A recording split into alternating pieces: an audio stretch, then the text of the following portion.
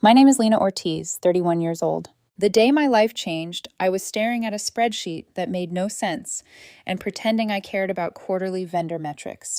It was a Thursday afternoon, office air conditioning humming too loudly, someone in the next cubicle chewing chips like they were getting paid per crunch. I was bored, tired, and halfway through drafting an email I'd probably rewrite 3 times before sending when my phone lit up on my desk.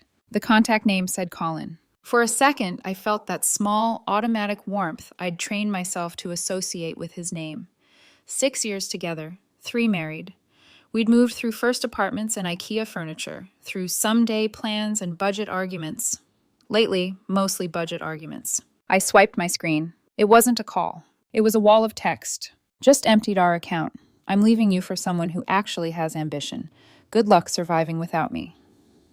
BTW, I already talked to a lawyer about divorce. Don't try to find me. The words didn't make sense at first.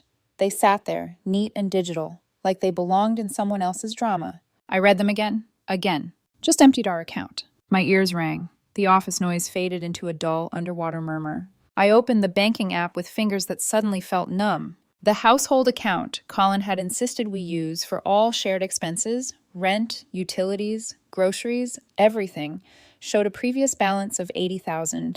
Now, $0. My heart slammed against my ribs. $80,000. That wasn't just savings. That was years of careful scraping, of foregoing vacations, of wearing the same jeans until the knees went thin. And he'd taken it, with a text. The first feeling that hit wasn't heartbreak. It was humiliation. He'd actually done it. All those times he'd laughed and said, "You'd be lost without me, you know. You're terrible with money." Were suddenly sharp enough to cut. All those fights about who paid what. All those smug bank terms he'd thrown around like spells I was too dumb to understand. Then, beneath the shock, something else stirred. A memory, a statement, a phone call from 8 months ago. Back then, Colin had been on a kick. He'd started calling me financially illiterate every time I asked a question about our budget. In front of his friends, in front of his sister. Sometimes in front of my own family, just to show how clever he was. "You're so good at everything else," he'd say, slinging an arm around my shoulders at a barbecue. "But numbers? Not your thing. It's good you have me." I laughed it off until one night when his words lingered longer than usual. I started reading. Blogs, books, anything about personal finance. I spent lunch breaks scrolling through how-to threads instead of social media. I learned what APR meant, what compound interest was, the difference between a checking account and a line of credit.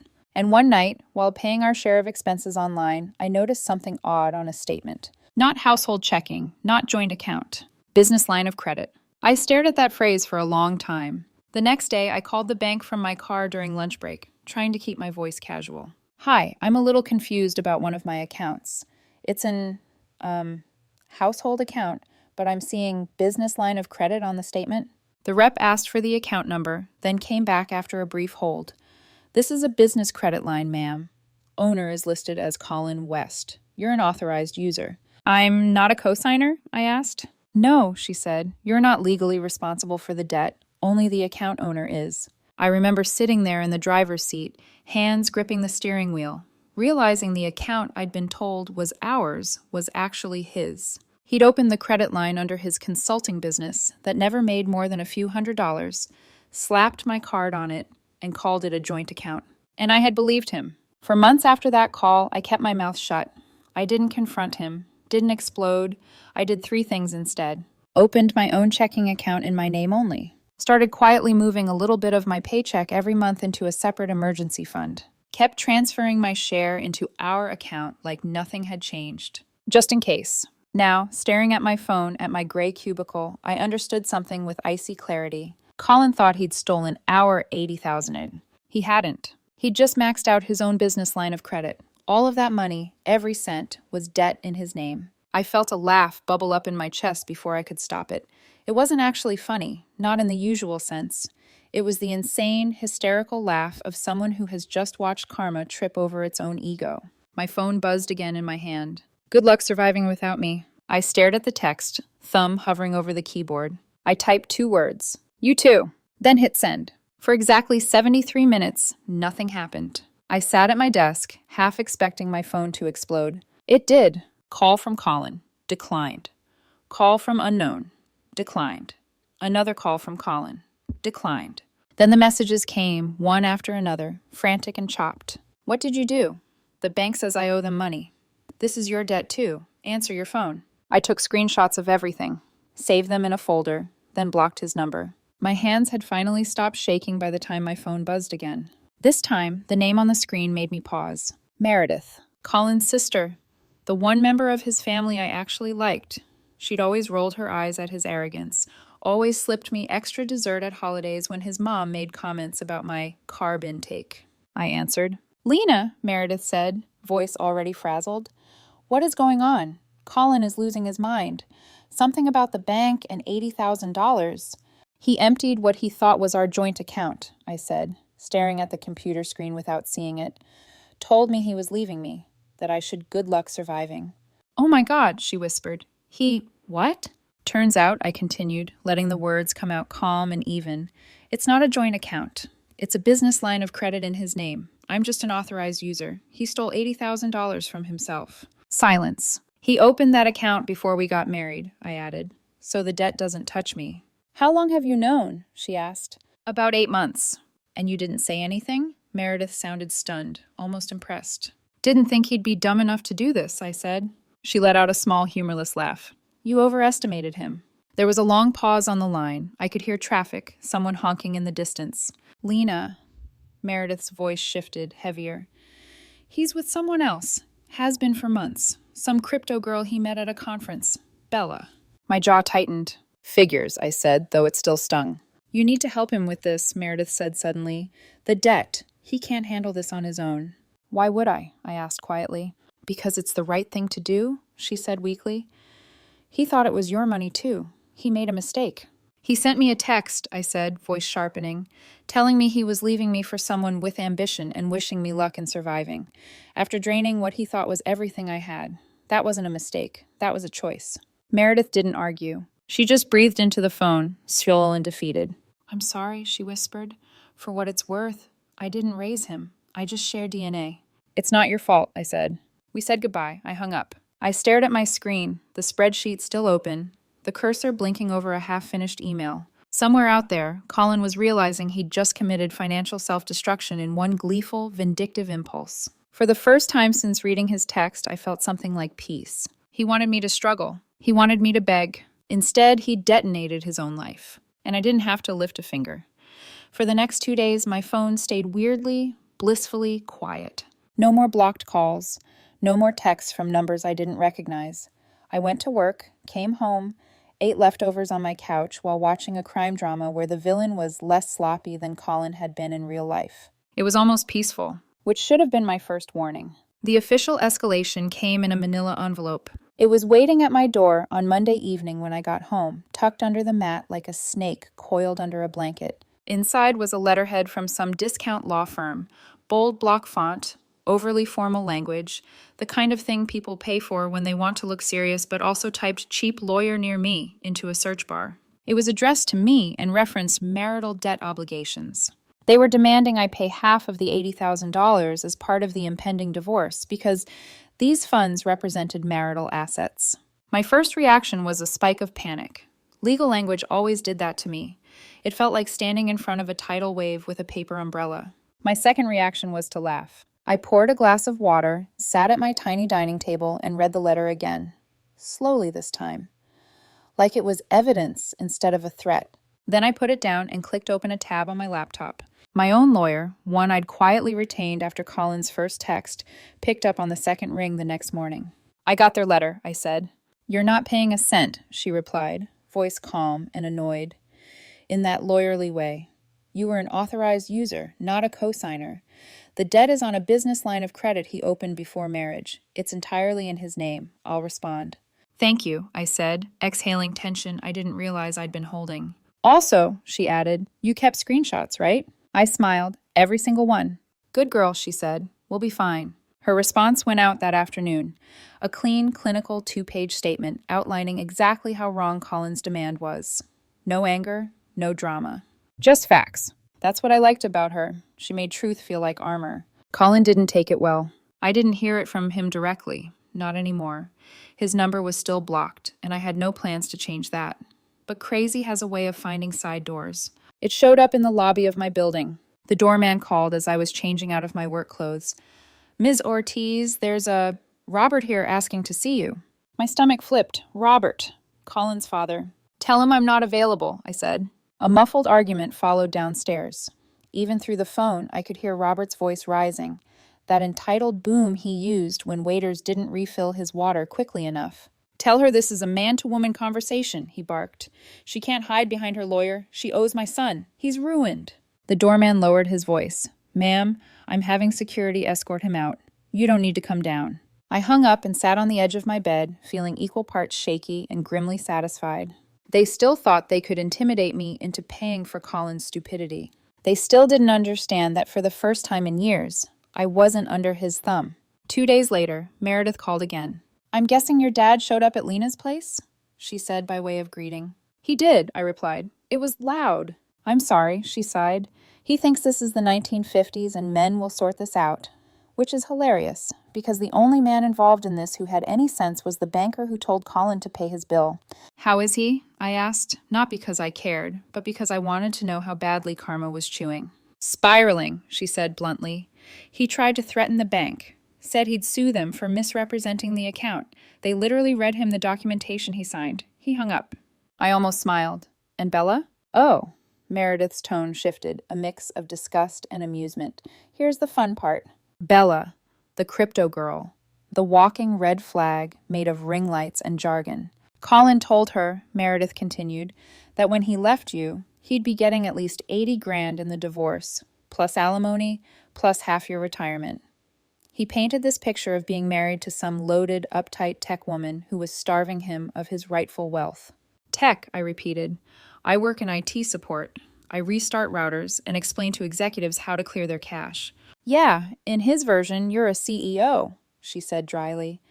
Bella thought she was getting a sugar daddy in reverse.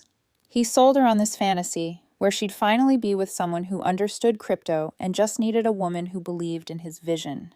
"And when she found out he actually owed $80,000, I asked. "She ghosted him within 24 hours, Meredith said. Blocked his number, unfollowed him on everything. Moved out of the apartment he thought they were going to share. "She put his name on the lease, right?" I said, remembering his smug talk about upgrading their place. "She put his name on the rent, yeah," Meredith replied. "Not on the lease. The lease is in her name only. Landlord wouldn't let him back in without her permission. She told him he was no longer approved to be on the premises." I pictured Colin, standing on a sidewalk with a duffel bag, banging on a door that wouldn't open. "Where is he now?" I asked. "Sleeping on my parents' couch," she said flatly, "and making my mother insane." "Sorry," I said. "Don't be," she replied. "He chose this." A few days later, the story moved to its next predictable phase. Colin went online. I didn't follow him anymore, but mutual friends sent screenshots. When people smell drama, they become resourceful. He posted a long, melodramatic status on his private accounts. PSA: financial abuse is real. Some of us get trapped by partners who manipulate banking systems and ruin our lives. I was tricked into a debt I never agreed to. Don't ever let someone else control your accounts. Protect yourselves. He didn't mention the part where he emptied the account. He didn't mention the text where he gleefully told me he was leaving me for someone with ambition. He painted himself as a martyr, bleeding for the sin of trusting the wrong woman. At first, the comments were sympathetic. "I'm so sorry. Can't believe she did that. Men can be victims too. Stay strong, King." Then Jerome showed up. Jerome, the former co-worker from the bank. The same guy who used to sit at a bar with Colin while he bragged about gaming the points system.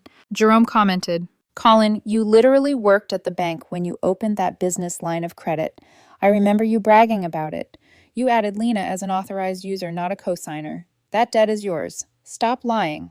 He added another comment, just for good measure. "Also, pretty hypocritical to talk about financial abuse when you tried to drain the account and leave her with nothing." By the time the post disappeared, it had already been screenshotted. People sent it to me with a mix of schadenfreude and concern. I muted my notifications and went to bed early. The next contact attempt came from an unexpected direction. My mom texted. Colin reached out. "Tried to get me to pressure you," sending screenshots. I braced myself and opened the images. His message to her. "Hi, Mrs. Ortiz.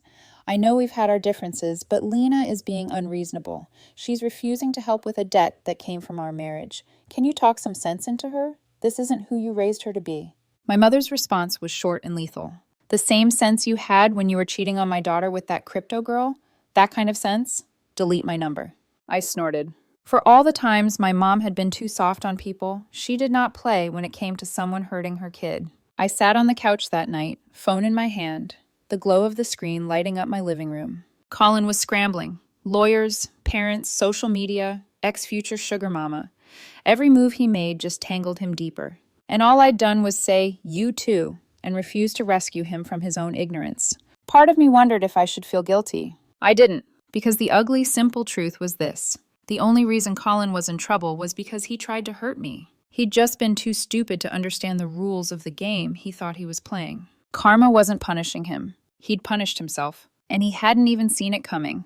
The first sign that Colin had truly lost control didn't come from him. It came from the bank. I was heating leftover pasta, listening to a true crime podcast, when my phone rang with an unfamiliar 1-800 number. Normally, I let those go to voicemail, but something in my gut said answer. "Ms. Ortiz?" a professional voice asked. "Yes?" "This is Daniel from Western Financial Services. We're reaching out regarding the business credit account ending in 4421. My stomach tightened. Even though I wasn't legally responsible, the account had been a shadow over my life for years. "I'm an authorized user," I said quickly. "I'm not the owner." "Yes," the rep replied, "and that's exactly why we're calling you."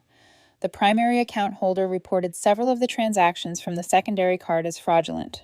A beat passed. I blinked. "Fraudulent?" "Yes, ma'am. Mr. West claims he never authorized the activity from your card and is requesting reimbursement from the bank." I stared at the microwave, turning my pasta lukewarm. Every transaction from my card had been groceries, gas, rent, utilities, things we bought together. Nothing extravagant. Nothing hidden. "Sir," I said, "if you review the transaction history, you'll see I used that card for normal household expenses. Everything was part of our shared budget." There was a pause as he pulled up the records. "Yes," he confirmed. "The pattern supports that. There are no irregular purchases linked to your card." "Then why is he reporting it as fraud?" The rep's voice dropped, almost tired. "Hard to say, ma'am, but I can tell you filing a false fraud report on a business credit line is a serious issue, potentially federal." I pinched the bridge of my nose. "What happens now?" "We'll be opening an investigation, but given the text messages he sent you," my heart skipped, remembering, "it wouldn't be in his favor." "How do you have the texts?" I asked. "You submitted them in your response to his dispute." I blinked again. Then it hit me. My lawyer had forwarded them. "Right," I murmured. "Thank you." "One more thing," he added. "Has Mr. West discussed repayment options with you?" "No." "Well, with the interest rate at 24.999%, the balance will grow quickly. If he makes minimum payments, it will take over 2 decades to pay off." 2 decades. I thanked him again and hung up. Colin's fraud accusation wasn't desperation. It was panic. And it was only the beginning. The next escalation came in court. Even though we weren't divorced yet, even though I hadn't filed, Colin had. He'd beaten me to it, probably thinking he could get ahead of the narrative. His lawyer had already quit, according to Meredith. She couldn't deal with him, she explained over text. He couldn't pay the retainer and kept yelling at her about financial abuse. So when the day of the preliminary hearing arrived, Colin showed up representing himself. Bad idea didn't even begin to cover it. He walked into the courtroom wearing a designer blazer, probably bought with the stolen credit, and sunglasses on top of his head like he thought he was in a TV show. I felt secondhand embarrassment just watching him. The judge, a tired-looking woman who had no patience for nonsense, called the case. Colin strutted forward. "Your Honor," he began, "I am here today to request alimony from my wife due to the lifestyle I've become accustomed to." Lifestyle, accustomed to. I nearly laughed. The judge raised an eyebrow. "Mr. West, you're seeking spousal support?" "Yes," he said confidently. "My wife abruptly abandoned me." "She didn't," my lawyer cut in calmly. "And manipulated our finances." "No," I said under my breath. "And now I have no income." The judge flipped through the documents. Her expression sharpened with each page. "Mr. West," she finally said, "you withdrew $80,000 from a business line of credit in your own name, quit your job 2 weeks afterward, and are now claiming your wife should support you." He lifted his chin. "She knew it was a credit line. She tricked me." The judge stared at him like he was speaking Martian. You worked in banking, Mr. West. You opened the account, Colin sputtered. My lawyer added, and here are the screenshots of him informing my client that he was leaving her and wishing her good luck surviving. The judge read them, slowly, twice. She looked up, eyes cold. Request for spousal support denied. Colin made a choking noise. The judge continued, furthermore, you are responsible for repaying the business debt, any associated interest, and Ms. Ortiz's legal fees. She is awarded full rights to the apartment as it predated the marriage. Case adjourned. Colin stared at me, eyes wide, a mix of rage and disbelief, like he truly couldn't understand that actions had consequences. 3 days later, he tried to get revenge the only way he knew how. He called my job. Daily, sometimes twice, sometimes 8 times. At first, HR simply notified me that someone was making concerning calls about me. Then the calls escalated.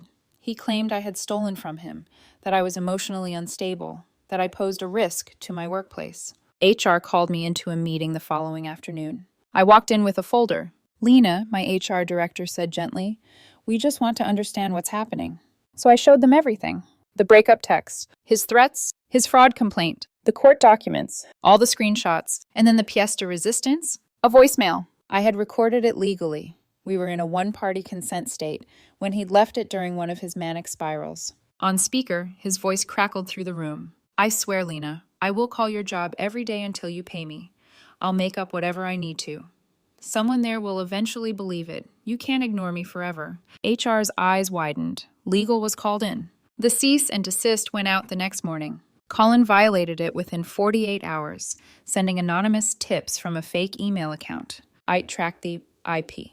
It was him. My company pressed harassment charges. That night, Meredith called me. I heard, she said softly. Yeah, I replied. It's messy. Lena, she whispered. I don't know how to say this, but Colin is spiraling, like really spiraling. I exhaled. I figured. He's blaming everyone. You, Bella, the bank, my parents, even me.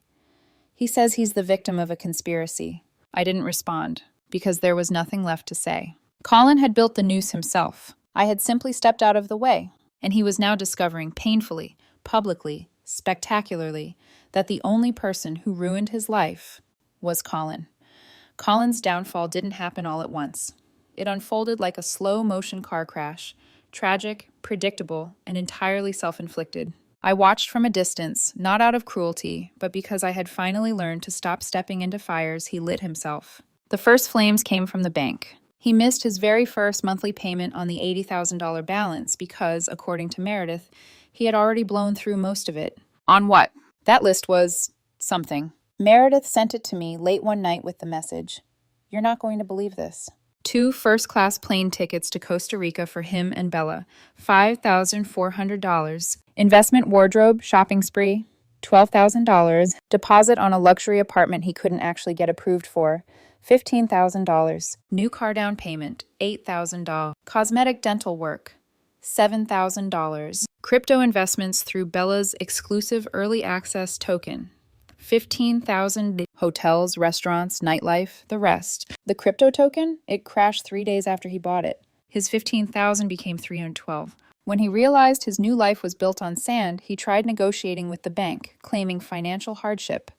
They asked for proof of income. He had none. He had quit his job thinking he'd soon be living large. So the bank accelerated the debt. All $80,000 due immediately, plus interest. Colin was drowning, and he still thought I'd throw him a rope.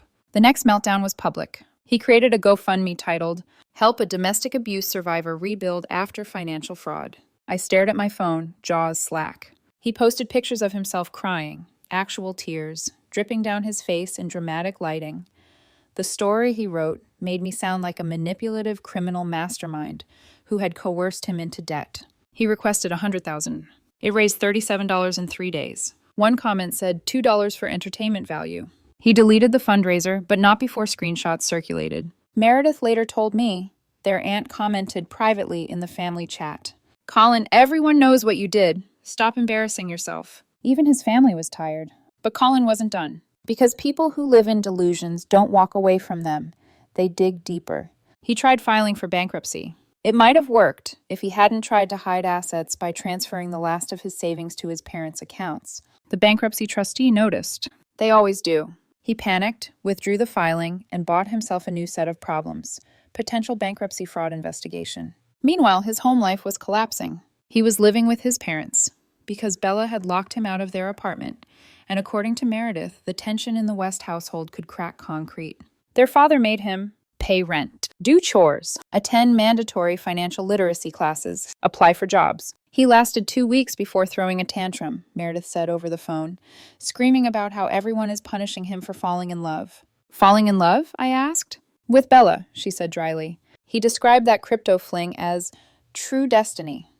Apparently, destiny ends when your romantic partner discovers you weren't actually bringing $80K into the relationship.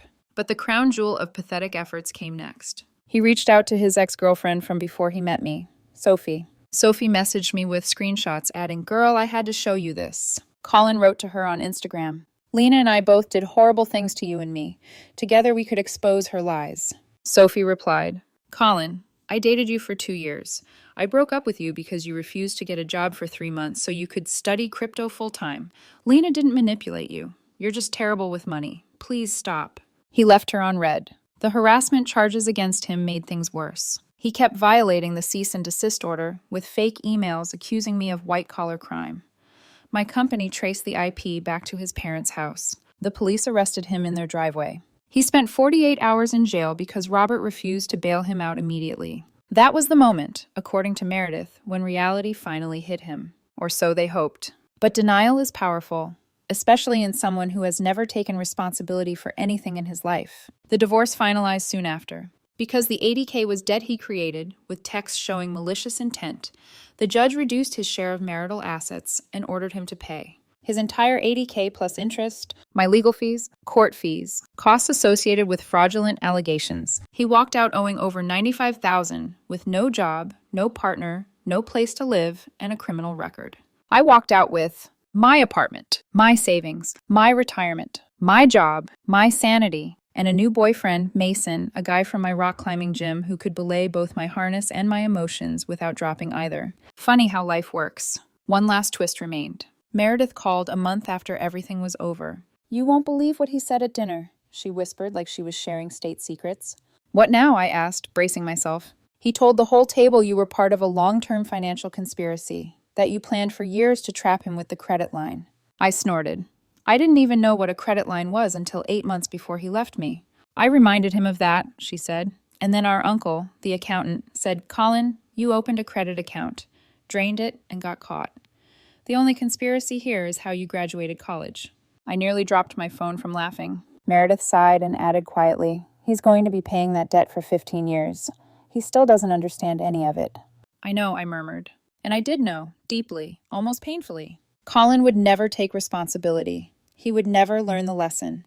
He would never understand that the only person who destroyed his life was him. I didn't ruin him. I just stopped saving him. The last time his name came up, I heard he was working a call center collections job, banned from several banks, living in his cousin's spare room, posting motivational quotes about betrayal, still telling people he was financially victimized. Sometimes people ask me if I regret not warning him about the credit line. But here's the truth. He texted me, "Good luck surviving," after trying to drain what he thought was my entire financial life. He wanted me ruined. He wanted me desperate. He wanted me broken. Instead, he fell into the hole he dug for me. And every month, as he pays that monstrous bill, he's going to remember the last thing I ever said to him. "You too."